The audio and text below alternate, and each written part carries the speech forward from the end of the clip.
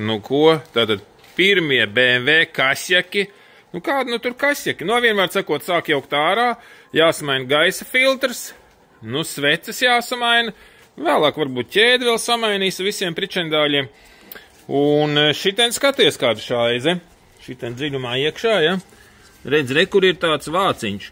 Šitas nāk uz eņģeļacu lampiņas. Redz, viņam šitien te stūri ar skrūvītēm pieskrūvējās.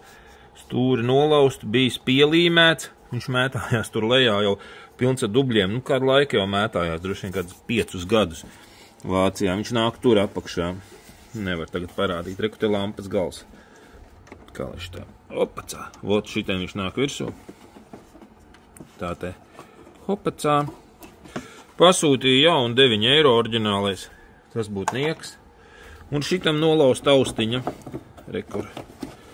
Redzi, te galā būtu jābūt austiņai, kurš viņu fiksē, bet kāds te ir steidzīgi.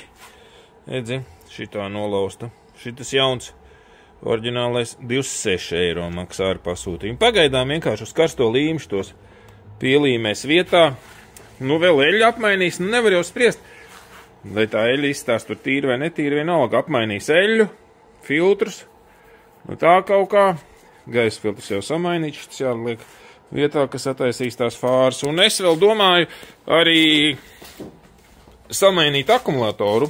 Nu, akumulators arī izstās, pilnībā izstās. Bet tu jau nevar saprast, viņš jau tur stāv iekšā zem vākiem, viņš izstās svaigs. Bet kāda starpība, kā izskatās, es negribu, lai iela laukos paliek ar kaut kādām akumulatoru problēmām. Ielikšu jaunu AGM akumulatoru, reku pasties komplektiņš.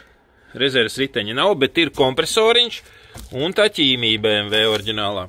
Ot šitāds, bet te ieliksim rezerves riteni, domkratu, atslēgu, un gadījumā, ja sadurās riepa, ja puša riepa, tad lai ko samainīt. Nu, pagaidām tā. Raksti komentārā, ko tu domā par BMW.